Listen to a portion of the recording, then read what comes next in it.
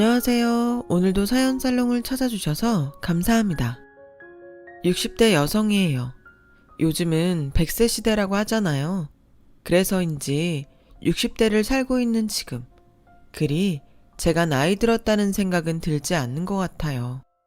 오히려 건강만 잘 지키면 그동안 살아온 경험도 많고 무언가 할 수 있는 시간도 많아 어쩌면 딱 좋은 나이대가 아닌가 싶은데요. 이런 제 인생에서 다시는 경험하고 싶지 않은 때가 있어서 이렇게 사연글을 적어보게 되었어요.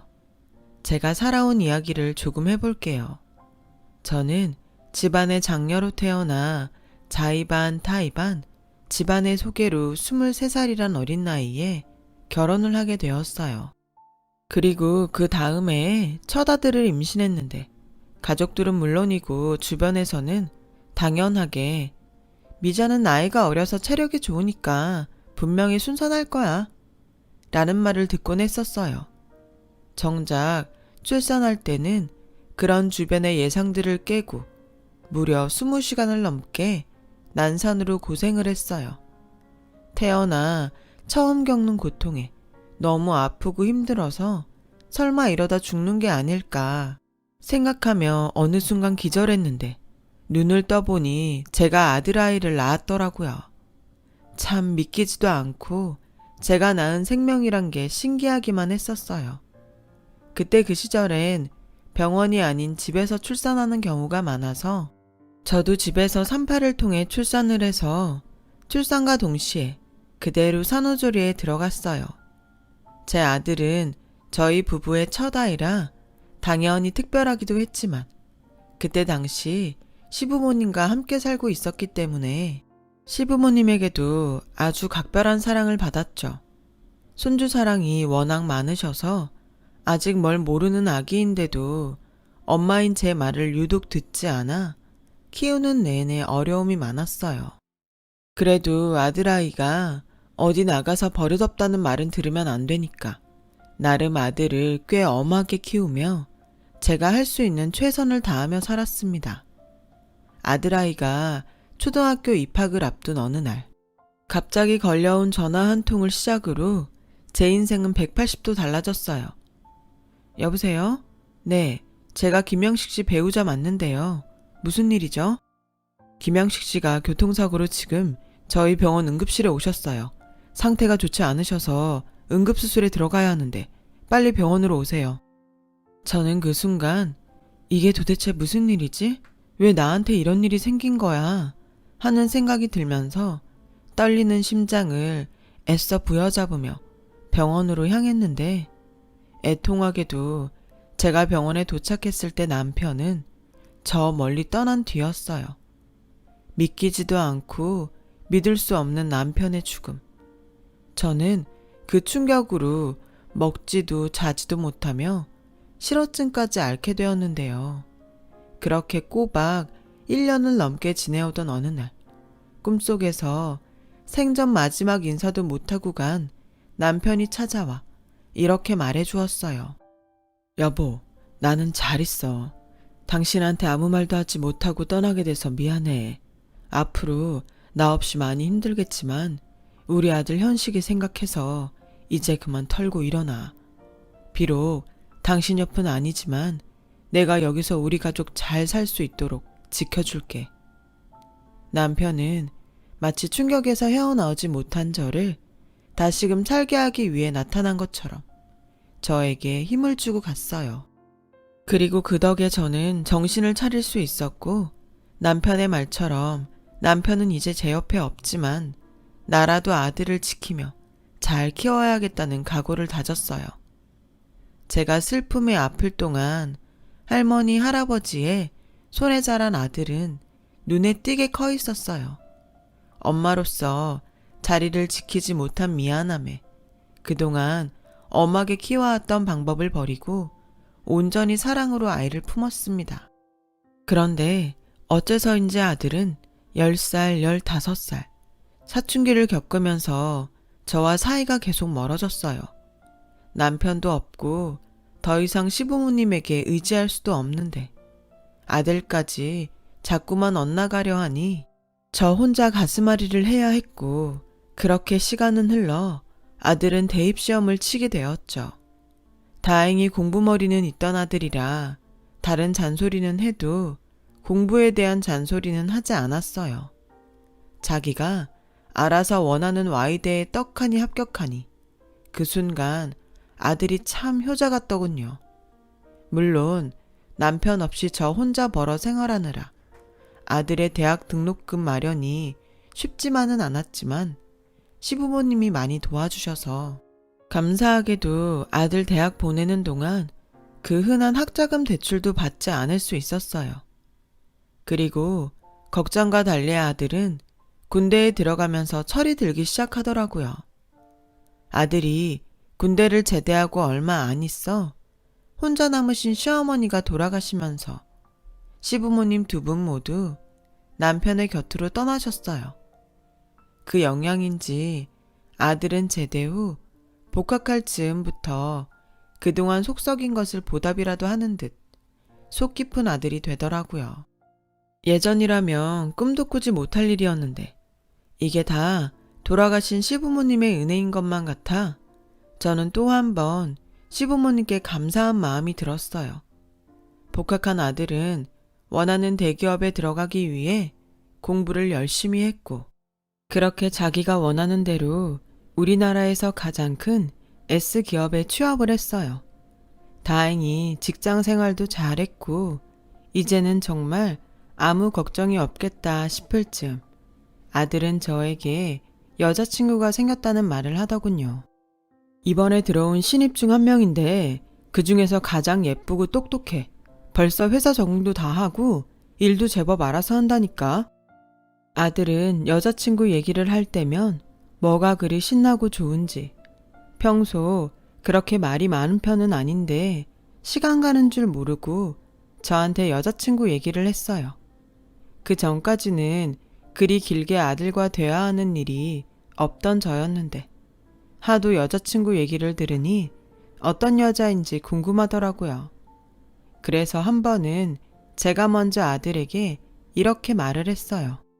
아들, 엄마도 그 여자친구 얼굴 좀 보면 안 돼? 언제 한번 집에 데리고 와. 엄마가 맛있는 거 만들어 놓을게. 에이, 아직 사귄 지도 얼마 안 됐는데 부담스럽지. 그래? 그래도 혹시 모르니까 한번 물어봐. 부담스럽다고 하면 나중에 보면 되지. 그렇게 저는 슬쩍 아들의 여자친구 얼굴을 보고 싶다고 했어요. 얼마 후 아들은 여자친구가 좋다고 했다며 저는 처음으로 아들의 여자친구를 보게 되었어요. 걱정과 설렘이 공존하는 가운데 드디어 아들이 여자친구를 데리고 왔죠. 아들 말대로 예쁜 얼굴에 행동이나 말투가 참 야무진 느낌을 받았어요. 어느새 아들이 다 커서 집에 여자친구를 데리고 오니 어쩐지 곧 저도 자식 혼사 준비를 해야 하는 때가 올 것 같은 예감이 들더군요. 그리고 3년 후 아들은 그때 데리고 온 여자친구와 정식으로 결혼 준비에 들어갔어요. 저는 아들 회사 근처에 신혼집으로 사용할 작은 아파트를 전세로 마련해 주었죠. 마음 같아선 집이라도 턱 하고 장만해 주고 싶었으나 서울의 집값이 너무 비싸서 그 정도는 엄두가 나지 않더라고요. 요즘 전세보증금이 얼마나 비싼데 이것만으로도 난 엄마한테 집 한 채는 받는 기분이야. 엄마, 정말 고마워. 나 솔직히 기대도 안 했어. 그래서 전세자금 대출 알아보고 있었는데 엄마 덕에 대출 없이 결혼할 수 있게 됐다. 정말 정말 고마워. 나 정말 유진이랑 잘 살게. 역시 혼사를 앞두면 자식이 효자가 되는 걸까요?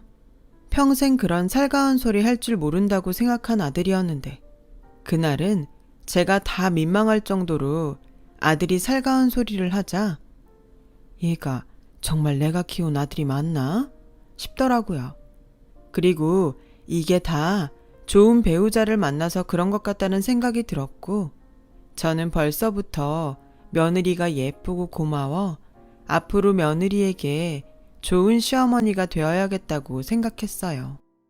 그렇게 아들은 결혼 후 제가 마련해준 신혼집으로 거처를 옮겼고 계속 아들과 둘이 살던 저는 혼자 남아 어쩐지 허전한 기분이 들었지만 이 역시도 제가 감당해야 할 부분이기에 그때부터는 아들 내외가 혼자가 된 저를 신경 쓰지 않도록 즐겁게 살려고 노력했어요. 그렇게 한 8개월 정도가 흘렀을까? 아들에게서 반가운 소식이 들려왔어요. 며느리가 임신을 했다는 소식이었죠. 아직 아들을 장가 보낸 지 1년도 되지 않아 생각도 하지 않았던 일이었는데 이제 제가 할머니가 된다고 생각하니 그 기분이 참 이상하더라고요. 그래도 태어날 새 생명을 생각하면 또 그렇게 기분이 좋을 수가 없어서 저는 그 후로는 거의 매일 태어날 손주의 얼굴을 상상하며 행복한 기다림의 시간을 보냈어요. 틈틈이 아이 내복과 신발 같은 것을 사 모으면서요. 우리 어머니도 이런 기분이었나? 그래서 우리 아들을 예뻐만 하셨나 보네. 저는 돌아가신 시어머니 생각이 절로 났고 저 역시 손자가 태어나면 너무 예쁠 것 같아 벌써부터 손주 바보가 될 정도였어요. 그렇게 제 나이 50대 후반에 할머니가 되었어요. 기다리던 손주를 품에 안고 지면 꺼질까 불면 날아갈까 얼마나 긴장했는지 그리고 입을 달싹이며 베넷짓을 하는 손주에게서 아들의 어릴 적 모습을 발견한 저는 그게 또 신기하고 감격스러워서 주책맞게 눈물이 핑 돌았어요. 아마 남편을 일찍 보내고 어린 아들과 살아온 그 시간 때문에 순간적으로 울컥했던 것 같았어요. 그렇게 눈에 넣어도 아프지 않을 손주를 보며 저는 또 한 가지 고민거리가 생겼는데요. 전에는 별로 아들 내외 눈치를 보지 않았는데 손주를 보고 싶은데 또 아들 내외가 부담을 느끼고 싫어할까봐 여간 눈치가 보이는 게 아니었어요. 건율이 자니? 내가 건율이가 너무 보고 싶은데 혹시 이번 주 주말에 집에 한번 오지 않을래? 엄마, 요즘 나도 그렇고 집사람도 애 때문에 너무 피곤해. 애 때문에 우리 둘 다 밤에 잠도 제대로 못 잔다니까. 주말이라도 좀 쉬고 싶어. 엄마, 미안해. 그래, 니네들이 고생이 많다. 알겠다. 아들에게 이런 소리를 들은 후부터는 무슨 짝사랑하는 사람처럼 손주가 보고 싶어도 제가 먼저 연락하지 못했고 가슴앓이만 하면서 또 시간을 보냈죠. 그러던 어느 날 아들에게서 생각지도 못한 제안을 듣게 됐어요. 엄마, 있잖아. 이런 부탁하게 돼서 미안한데 육아휴직을 하기로 했던 집사람이 아무래도 육아휴직까지는 어려울 것 같다고 하네. 장모님은 처형 애 보느라 우리 건율이까지는 무리라고 하시고 그래서 하는 말인데 엄마가 우리 건율이 좀 봐줄 수 있을까? 얘는 그게 무슨 부탁이라고. 당연히 내 손주인데 내가 봐야지. 뭘 그런 걸로 미안하다고 난리야. 건율이 엄마한테는 아무 걱정하지 말고 회사 다니라고 하고 안사돈한테도 엄마가 건율이 맡아서 본다고 했으니 마음 쓰지 말라고 네가 말씀드려. 정말? 엄마 너무 고마워. 우리가 애 보는 돈은 섭섭하지 않게 드릴게. 돈은 무슨. 할머니가 손주 보는데 됐다. 그 돈으로 건율이한테 좋은 거 예쁜 거 사줘. 그래서 엄마 언제부터 하면 되는데? 저는 그렇게 아들의 부탁을 듣자마자 흔쾌히 좋다고 했어요. 지금 생각하면 어리석게도 손주를 매일 볼 생각에 별다른 고민은 하지도 않고 덜컥 승낙을 했던 거였죠. 제가 제 무덤 파는 줄도 모르고요. 어머니, 정말 죄송해요. 어머니 손까지 빌리게 될 줄은 몰랐는데. 니들은 뭐가 자꾸 미안하다고 그러냐? 내가 친할머니인데 다 괜찮아. 그래도 왔다 갔다 거리도 있고 힘드시잖아요. 그러지 말고 아예 여기서 당분간 저희랑 같이 지내시면 어때요? 그래도 니들이 불편하지. 나는 괜찮아. 아침에 좀 서두르면 돼. 솔직히 며느리의 말이 혹하긴 했어요. 저희 집에서 아들네 집까지는 대중교통으로 못해도 1시간 반은 걸리는데 손주를 매일 보는 건 좋지만 그 짓을 매일 한다는 건 아무래도 힘들 것 같았거든요. 아직은 신혼인데 아들 내외를 방해하는 것 같아 차마 덥석 그러겠다고 하지는 못한 저는 그렇게 1달 정도 아침엔 대중교통을 이용하고 저녁엔 아들 차로 집에 가는 생활을 하게 됐어요. 이게 생각보다 너무 피곤하고 힘들더라고요. 게다가 아들 집에 온 첫날 점심이라도 만들어 먹을까 하고 냉장고를 열어보니 제대로 된 식자재 하나가 없고 배달 음식 남은 것과 죄다 근처 슈퍼에서 사왔을 것 같은 햄과 탄산음료 같은 것들만 잔뜩 있는데 남의 집이면 모를까 자식이 사는 집인데 또 그걸 가만 볼 수가 없어 그날부터 살림까지 제가 도맡아서 하는 꼴이 되었으니 그 피곤함은 상상 그 이상이었죠.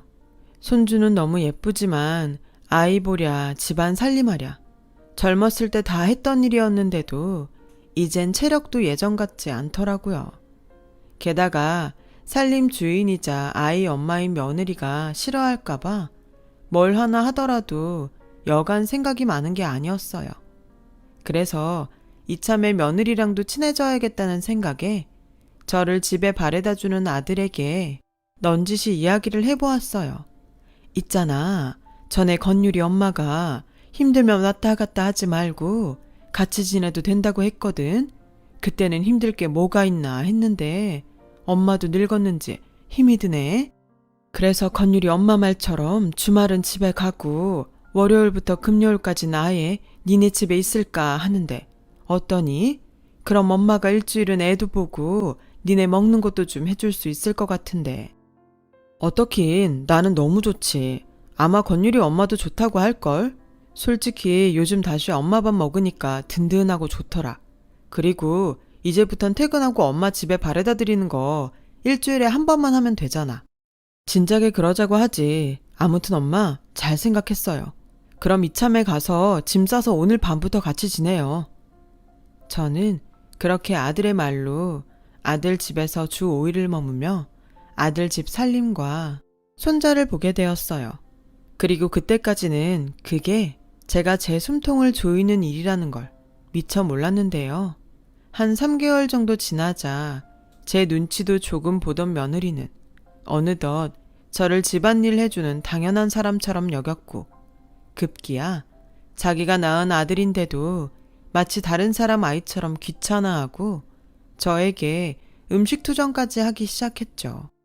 어머니, 오늘 국도 그렇고 반찬도 어제 먹고 남은 거예요? 전 재탕하는 것도 싫고 먹었던 거 또 먹는 것도 위생상 싫어요. 어머님, 좀 신경 써주세요. 어머니, 건율이 좀 데리고 가세요. 저 지금 방에서 일하는데 애가 방해되잖아요. 참 기가 막혔어요. 물론 제가 좋다고 와서 하는 일이지만 며느리의 달라진 태도에 이건 아닌 것 같았고 언젠가는 따끔하게 말을 해야지 하고 벼르고 있었는데 그날이 생각보다 빨리 오고야 말았어요. 그날은 주말이었는데요. 원래라면 제 집으로 돌아가야 했는데 전날 저녁 아들과 며느리가 마치 짝이라도 한 듯이 둘 다 일이 늦게 끝났다며 새벽이 다 되어 집에 들어왔어요. 엄마, 미안해. 오늘은 내가 회식 때문에 어쩔 수 없이 술을 마셨어. 오늘은 그냥 여기서 자고 내일 가요. 내가 내일 모셔다 드릴게. 평소라면 당연히 아들 내외의 말을 믿었겠지만 제가 마음이 그렇지 못한 것도 있고 수상하게 둘이 술에 취해서 들어와 유난히 알콩달콩한 게 의심스럽더라고요.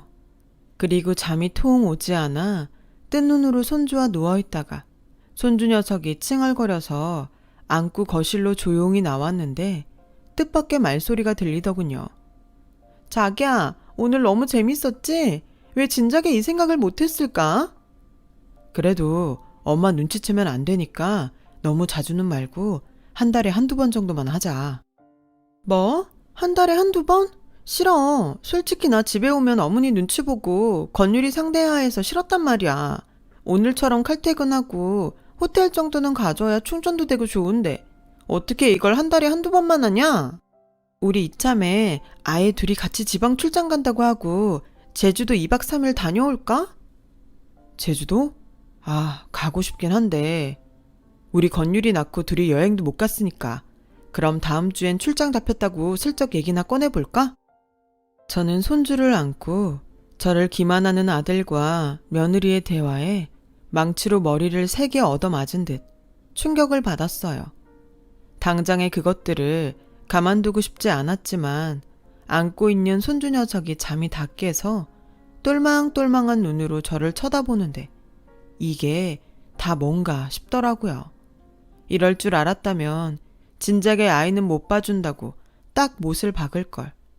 지난 저의 섣부른 판단이 그렇게 후회가 되는 밤이었어요. 그리고 날이 밝으면 손주한테는 미안하지만 이번 기회에 아들 내외에게 따끔한 맛을 보여줘야겠다고 생각했는데 늦게 잠든 아들과 며느리는 낮 12시가 넘어가는데도 일어나지 않더라고요. 그 사이 참았던 화가 폭발한 저는 점심을 차리다 말고 손주를 안고 방으로 갔고 그대로 노크도 없이 문을 벌컥 열어버렸어요. 어머니, 노크도 없이 이게 지금 무슨 짓이에요? 무슨 짓? 지금 시간이 몇 시인 줄 아니? 아, 그것 때문이세요? 자기야, 얼른 일어나. 어머님 집에 가고 싶으셔서 심통 나셨어. 빨리 모셔다 드리고 와. 심통? 너 지금 그게 나한테 한 소리니? 맞잖아요. 어머니 집에 가셔야 하는데 이 사람이 계속 자고 있으니까 화가 나셔서 그러시는 거. 그래, 화났다. 너 같으면 집에서 힘들게 일하는 어른 두고 호텔이나 가서 지들끼리 쉬다 왔는데 화 안 나겠냐? 혹시라도 출장 핑계 대고 제주도 갈 생각이면 꿈도 꾸지 마라. 나 오늘부터 이 집에서 살림하고 애 보는 거 끝이야, 끝. 나 집에 갈란다. 며느리는 이젠 아무것도 해주지 않겠다는 제 말에 화들짝 놀라 꿀먹은 벙어리가 됐어요. 저는 그 모습에 보란 듯이 손주를 며느리에게 안겨주고 작은 방에 있는 제 짐을 모두 챙겨서 나왔죠. 이제 막 잠에서 깬 아들이 런닝바람에 나와 저를 붙잡더군요. 엄마, 죄송해요. 이대로 가면 어떡해. 화 풀어. 우리가 생각이 짧았어. 막상 애 낳고 살다 보니까 둘만 살던 때가 그립고 그래서 딱 한번 해본 거야. 다시는 그런 짓 안 할게. 엄마가 이대로 가면 우린 진짜 대책 없어. 어머니, 죄송해요. 요즘 저도 회사 일에 바빠서 잠깐 미쳤었나 봐요. 한 번만 용서해 주세요. 네? 싫다. 솔직히 그동안 애 보느라 손목도 아프고 허리도 무릎도 아팠어. 그나마 오늘 같은 토요일엔 한의원이라도 가서 침도 맞고 하는데 니들은 내 생각은 눈꼽만큼도 안 한 거잖아. 한의원 지금 내가 모시고 갈게요. 힘들고 아프면 얘기를 하지. 난 우리 엄마가 다른 할머니보다는 젊으니까 괜찮다고 생각했어. 아들의 그 소리를 듣고 저는 기가 막혀서 코웃음이 났어요. 그때였어요.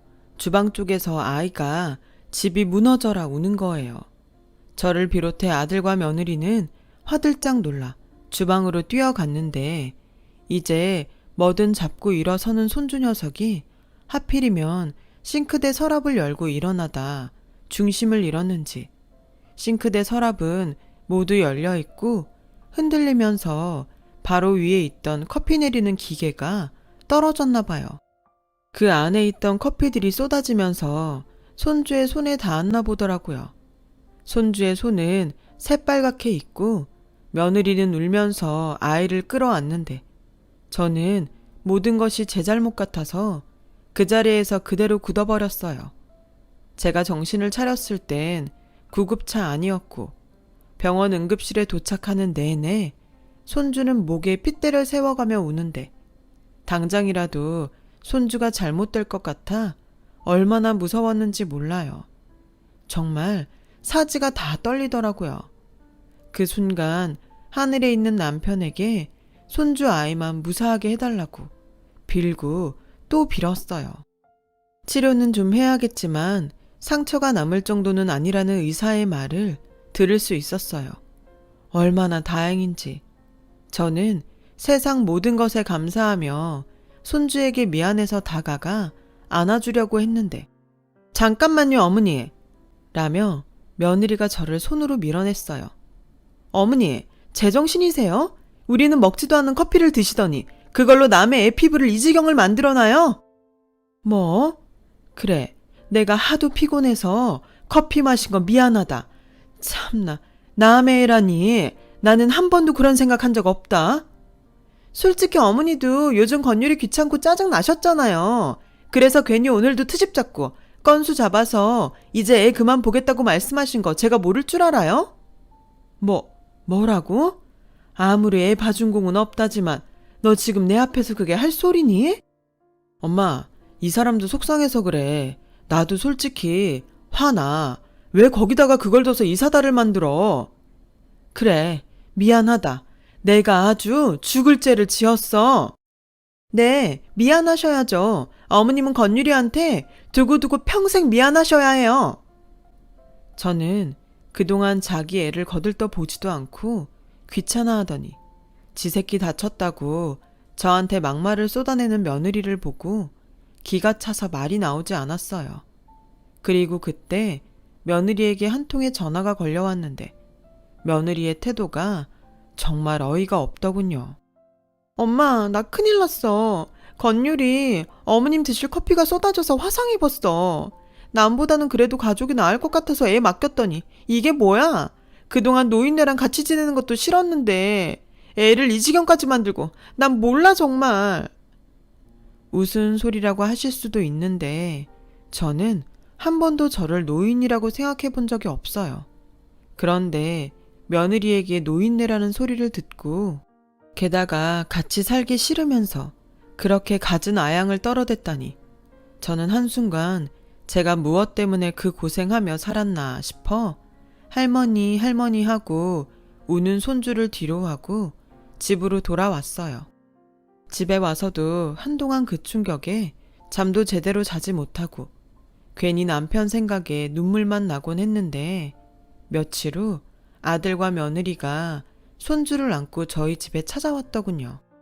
저는 그래도 니들이 제정신 차리고 잘못했다고 빌려왔나 보구나 라고 생각했는데 아들 내외의 말은 충격 그 자체였어요. 어머니, 이렇게 갑자기 집에 가시면 저희는 어쩌라고요? 저희 지금까지 휴가 번갈아가며 쓰고 있어요. 이제 더 이상 쓸 휴가도 없다고요. 제가 베이비시터든 어린이집이든 알아보고 있으니까 그때까지만 건율이 봐주세요. 인수인계라는 게 있잖아요. 엄마, 우리 지난번 일은 서로 잘못했다고 생각하고 있자. 엄마도 조심하고 우리도 조심할게. 내가 엄마한테나 이런 부탁하지 나한테 누가 있어. 막말로 엄마도 지금이야 괜찮지. 더 늙으면 우리 손 빌릴 거 아냐. 서로 상부상조 하자. 상부상조? 어째 군대 다녀와서 철드나 했더니 너도 네 마누라 닮아서 사리분간 못하니? 나 아무리 늙고 병들어도 너한테 아쉬운 소리 할 생각 없다. 어머니, 지금이야 큰 소리 치시지. 한치 앞은 모르는 거예요. 어머님이 남편이 있어요. 돈이 있어요. 저랑 이밖에 없잖아요. 저는 아들 내외의 괘씸한 소리에 벌떡 일어나 장롱 깊이 숨겨두고 가끔 꺼내보던 통장 하나를 아들 내외에게 던졌어요. 그리고 끓어오르는 분노에 씩씩거리며 이렇게 말했죠. 거기 액수 보이지? 이래도 내가 니들한테 아쉬운 소리 할 걸로 보이냐? 나 혼자 살다 힘들어지면 실버타운 갈 거야. 원래는 그 돈 잘 가지고 있다가 나 네 아버지한테 갈 때 넣어주려고 했는데 이제 보니 그럼 안 될 것 같다. 이게 다 얼마야? 하나, 둘, 셋, 넷. 10억? 엄마가 이렇게 큰 돈이 어디서 났어? 알 거 없고 이제 나 너희랑 상부상조할 일 없으니까 당장 나가. 계속 이런 식으로 굴면 니들 신혼집으로 얻어준 그 보증금도 도로 달라고 한다. 보증금을 다시 달라는 소리에 며느리와 아들은 쏜살같이 사라졌어요. 사실 그 돈은 시어머니가 돌아가시면서 저에게 마지막 선물이라며 남겨주신 유산이었는데 이런 식으로 오픈을 하게 될 줄은 꿈에도 몰랐죠. 그 후 아들 내외는 제 통장의 돈 때문인지 전에 없던 효자, 효부가 되어 자기네들이 언제 나한테 그렇게 함부로 했냐는 듯 제 집 문턱이 닳도록 드나들었는데 저는 거들떠 보지도 않았어요. 한 번 속지 두 번 속을 순 없잖아요. 어머니, 건율이가 자꾸 할머니를 찾아요. 그러지 마시고 손주 얼굴 봐서 다시 예전처럼 저희랑 지내요. 이제부턴 어머니한테 집안일도 맡기지 않고 퇴근하면 건율이 제가 도맡아서 볼게요. 저녁에는 어머니 편하게 쉬세요. 엄마, 내가 용한 한의원 한 군데 알아놨어. 거기 가서 엄마 아프신데 치료받자. 이참에 가서 보약도 한 주 짓고. 아, 오는 길에 백화점에도 들러서 우리 엄마 예쁜 옷도 한 벌 사드릴까? 자기야, 우리 안마의자 하나 사자. 어머니 전용으로 쓰시라고. 저는 속으로 지랄 꼴값을 떤다고 생각했어요. 그리고 이번에도 벌떡 일어나 싱크대 밑에 들어있는 소금통을 가지고 와 아들과 며느리에게 한 움큼씩 뿌려버렸어요. 소금 세례를 맞던 며느리가 그건 도저히 참기 어려운지 전에 저에게 하듯 도끼 눈을 하며 이렇게 말하더군요. 진짜 해도 해도 너무하네. 어머니, 꼭 이렇게까지 하셔야겠어요? 알겠어요. 제가 그 돈 포기할게요. 어머니 돌아가실 때 그 돈 다 싸들고 가세요. 어차피 그래봤자 자식은 이 사람 하나인데 그 돈 저희한테 올 수밖에 없어요. 그래 엄마. 엄마도 좀 현명하게 생각해. 서로 좋은 게 좋은 거라고. 엄마도 우리한테 대접받고 우리는 엄마 돈으로 좀 편하게 살면 좋잖아. 그 쉬운 길을 두고 도대체 왜 그래? 왜 그러냐고? 내가 다 쓰고 남으면 어디 기부라도 할 망정? 너희한테는 한 푼도 안 쓸 거야. 니들이 지금 돈 때문에 이러는 거 내가 모를 것 같아? 좋아. 우리한테 쓰지 마. 대신 우리 건율이는 엄마 친손주잖아. 게다가 엄마 때문에 이 팔을 좀 봐. 아직도 치료 중이라고. 엄마도 양심 있으면 그 돈 우리 건율이 줘야지. 안 그래? 저는 아들의 말에 마음에 돌덩이 하나가 던져진 듯 마음이 무거웠어요. 그래도 남편 보내고 힘들게 저 하나만 보며 열심히 산 엄만데 돈 앞에 눈이 먼 아들을 보니 화를 넘어서 마음이 아프기까지 하더라고요. 그 후로는 아들 내외들도 제 집에 발걸음을 뚝 끊었어요. 아마도 제가 죽으면 어차피 상속받을 거라고 생각하는 것 같았죠. 그래서 저는 그 길로 진짜로 실버타운에 들어갈 준비를 하고 있어요. 제 나이 60대인데 아직은 많이 늙었다고 하기엔 좀 억울하잖아요. 지금이라도 누릴 거 누리고 해보고 싶은 일 모두 다 하며 원 없이 살려고요. 그리고 얼마 전 변호사를 통해 아들 내외 몰래 손주 녀석에게만 조금의 재산을 물려줄 심상으로 유언장을 하나 작성했어요. 어찌되었건 하나밖에 없는 손자이고 차마 그 손주 녀석까지 외면할 수는 없더라고요. 게다가 그 돈이 시어머니 손에서 나온 건데 이렇게라도 쓰지 않으면 벌 받을 것 같아서 내심 고민하고 내린 결정이었어요. 아들 내외에겐 제가 해준 전세 보증금이 있으니 그 정도면 됐다 싶고요. 비록 다른 집처럼 아들, 손자, 며느리와 즐거운 추억은 만들지 못하게 됐지만 어쩌겠어요. 다 각기 사는 게 다른 것을요. 손에 넣을 수 있는 행복을 위해 살아야죠. 저는 앞으로 몇 년을 더 살지 모르지만 더 많이 행복하기 위해 노력할 생각이에요. 누군가는 이해하기 어려울 수도 있지만 저는 더 행복해질 제 인생의 내일이 기다려집니다. 지금까지 저의 긴 사연 들어주셔서 고맙습니다. 여러분들도 내일이 오늘보다 더 행복하시길 진심으로 바랍니다. 여러분, 사연 댓글에 응원과 현명한 조언 부탁드려요. 좋아요와 구독은 저에게 큰 힘이 됩니다. 오늘도 좋은 일 가득하세요.